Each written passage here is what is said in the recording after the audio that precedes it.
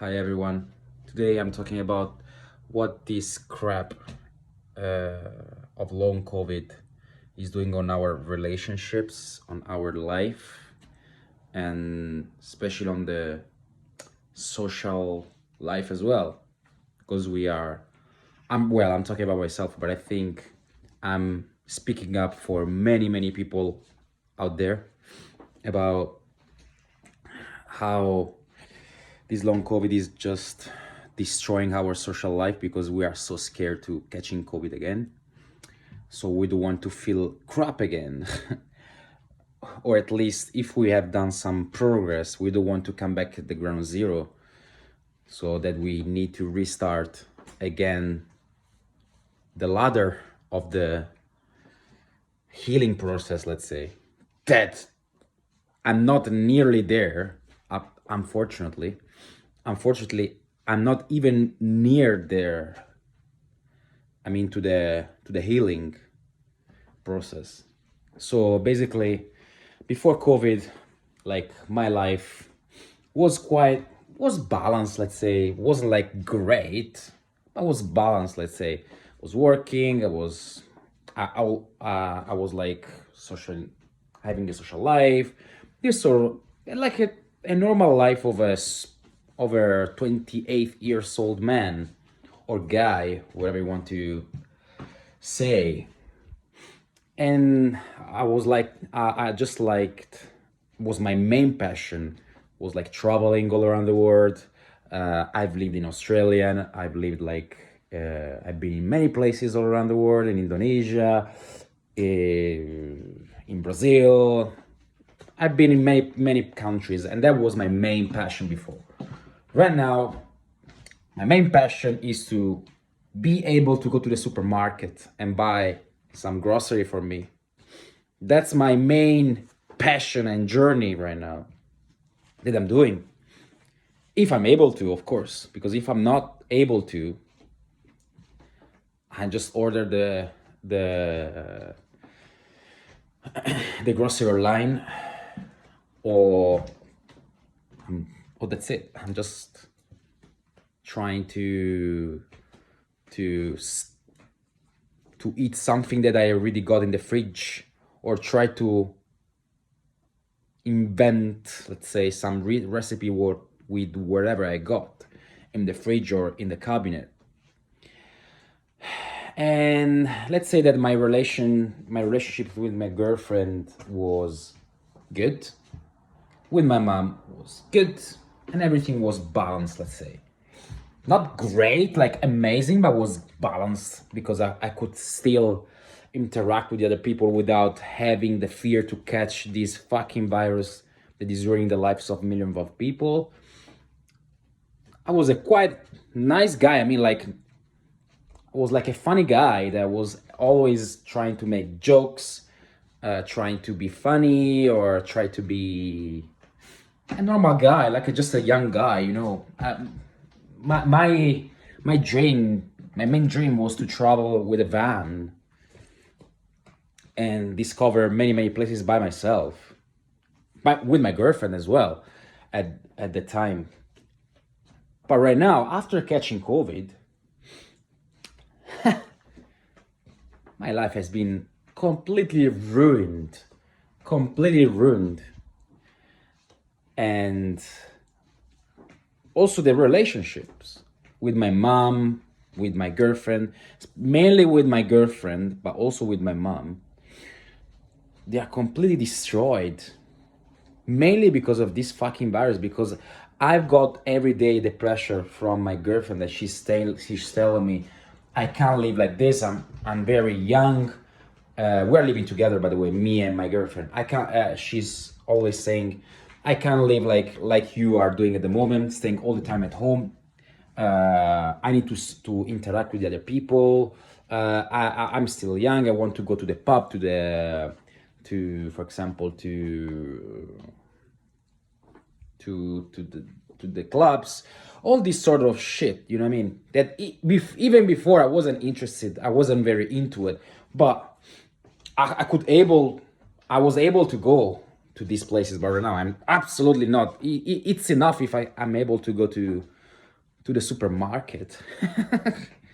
But anyway, basically I'm having this sort of pressure on my shoulder and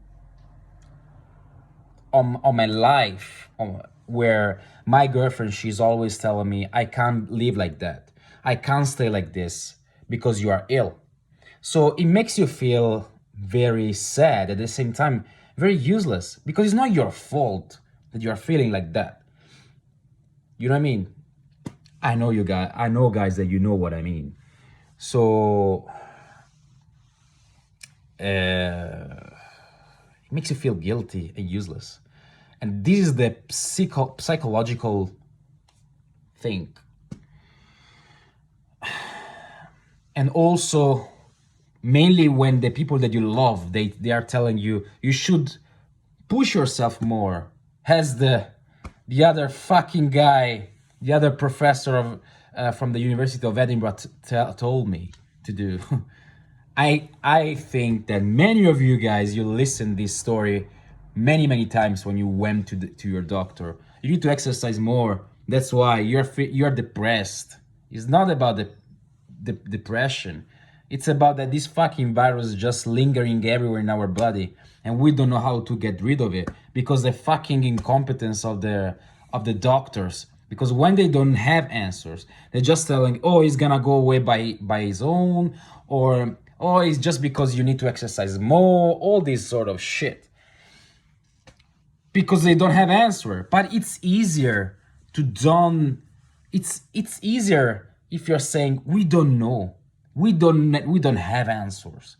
You don't have to feed. I'm talking with you, doctors and researchers, or professor of this shit. You don't need to feed your ego. If you don't have answer, we are human beings. You just have to admit it. Listen, we don't have answers. We are working and looking forward to seek and find answers for you guys. We know that we are suffering. You are suffering, guys. We are trying to do our best to solve this big issue. Okay, that's it. But don't make up some story like you need to exercise more, or this sort of shit. You know what I mean? Because they're all crap. Because you don't want to admit, these doctors and politicians or researchers, they don't want to admit to themselves that they don't have the answers. They want to look on the eyes of the other people that they are competent. They know because they studied 10 years at the university or medical school, blah, blah, blah. But you don't fucking know anything, guys. So you just need to admit it. We don't know. We are trying our best. Okay, but don't come up with some strange answers. You know, like theories that you need to exercise more, because it's all bullshit. Anyway, the thing is not only ruining our body and our health and our mental health. This long COVID journey is ruining our relationships, is ruining us financially, is ruining us in every aspect of our life. We're just surviving. We're not living. And just to explain, when COVID was discovered at the end of 2019, and then it just spread out all around the world. Maybe was like March when all the media got the attention on about COVID. So it was March 2020, I think, when they start to do all the strict lockdowns all around the world. So basically, what I'm trying to say is, that time we were all worried, and the government, they were all worried, because all the hospitals, they were, sorry guys, they were all packed and filled up at the same time. So they became super busy at the same time, so that they need to decide if they need to take care of the people having COVID, or the average, or the other emergencies that they got in the hospital. And the percentage, you can look it up by yourself online. Not, I'm talking about like through and established websites. I mean, like through the NIH, through, I don't know, your government health boards as well. The percentage of the people dying from COVID on the first wave. On the first wave, the people dying for COVID, not with COVID, because we don't know still the difference in between. So even if we are through this crap since 2 years, we don't know the difference because the data, they're so mixed up. But anyway, we know the percentage of people dying from COVID was like around, on the first wave, was 5% of the people, and mainly they were like people having more than one at least one pre-existing condition, at least. It was like 5%. And that mortality was varying depending on the pre-existing conditions and varying on the age that you got. So for us, that I'm a 30 years guy old, that I got my birthday maybe 20 days ago. So I'm a fresh 30 guy. The percentage to die for COVID was 2%. But right now, based on the data that they are providing, the health board, the national health boards, I mean the main ones, which means that one from US or from Europe or from the UK one, the percentage of people that they are having having long COVID is like between 2 and 4% of all the people that they got COVID already. Okay, let's make a rough calculation without counting the people that they got vaccinated and they got long COVID because they got the vaccine. That's another story. But let's think about the people that they got COVID and after that they developed long COVID is in between the 2 and 4%. That's based on what the data of the health board organization said. So if we're calculating, making a roughly calculation, for example, with the UK population, which means it's a 68 million. The UK population is 68 million. So if we do, for example, 3% of the people, of all the people of the UK, I'm just gonna show the result. So 3% of 68 million, because pretty much everyone through the vaccine or through the virus itself, they got COVID already. So the percentage of 3% is, I don't know if you can see it. Here you go. Is 2,040,000 people. Here we go. 2 million. I'm just gonna try. I know I'm not a professionist vlogger, so I'm just apologize for it. So it's 2 million and okay, so is 0.03 times 68 million is 2,040,000 people that at least right now they are having in the UK long COVID. For long COVID, I mean severe long COVID. So at least 2 million people here in the UK, they got long COVID. Severe long COVID. Could you imagine like 2 million people applying for PIP or apply for disability allowance or disability benefits? How much is the burden on the health system and on the welfare system as well? How much is it? Imagine that you have to pay at least £400 per month for 2 million people, more on the top of all the other disabilities that are ongoing. Imagine how much it's gonna be. Imagine like how much burden for the health system, entire health system in the UK is gonna be. 2 million people all of a sudden became disabled. Imagine that. How much burden is gonna be for the health system. And what is doing like our leader, what they're doing, our leaders, we're opening up everything. But if we compare the percentage of the people dying at the first wave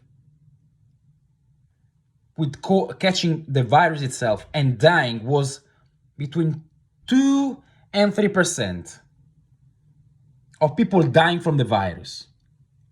Was 2 and 3%. The people actually dying from the virus.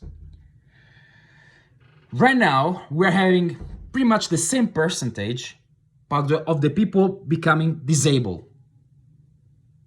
That they're not gonna contribute anymore, maybe, to the economy through their taxes, through their, I don't know, their spending, because their spending is gonna be very limited because they're not able to work anymore. So they got like a very small budget. If, for example, the welfare system, they're gonna help them out through the benefits. Otherwise, if they're not gonna have any benefits, they're gonna be sooner or later screwed up because their saving they're gonna run up soon. So with no financial help, they're gonna become also homeless. Imagine that. They're gonna become also homeless on the top of it because maybe they can't afford their mortgage anymore. And even if you're gonna apply, for example, for a holiday mortgage, the bank is gonna allow you to have like a holiday mortgage for 6 months, 1 year at maximum. After a while, the bank is gonna get back his property and you're gonna become a homeless. Who is gonna provide a flat or accommodation for these disabled people? Still the government. How? These people, they need to have like an accommodation, right? They're gonna apply through their council for an accommodation. And then they're gonna start all another process to apply to have like a property through the council. So the council, all the council throughout the UK, probably they're gonna have like a mess. Is already happening in a housing emergency already prior COVID. Imagine now with all these people becoming disabled all of a sudden that they can't afford to go privately or they can't afford to pay their mortgages. What a burden is gonna be also for the councils that they must provide them an accommodation. Can you see like the circle? It's an hidden emergency here. There is a hidden emergency that no one is talking about. It's gonna be like the next emergency for decades after COVID.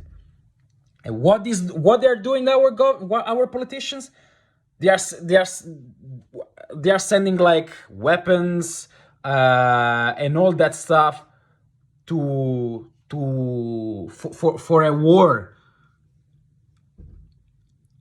So it's not helping like these people that they really need help. Through investing money, big money has they invest for developing vaccines, big money on developing treatments for this long COVID. No, they are sending weapons and money to a country to fight a war, so to kill people. Can you see the hypocrite thing here? So I have nothing to lose at the moment, so I don't give a fuck whatever I'm saying. But you need to hurry up, guys. You need to hurry up. At least in the UK, there are 2 million people suffering from this shit all of a sudden after catching COVID. And it's a huge burden. Let's say the US, the big US, right? The US, United States of America, has got, I don't know how much is the population of the US, but USA population. I'm just looking up on Google. I don't know if you can see it, but USA population. And let's see how much is the US population. So it says that the US population is 329.5 million people living there on the 2020. Based on what it's saying over here, let's do a roughly calculation, because everyone is gonna catch COVID through the vaccination or through the virus itself.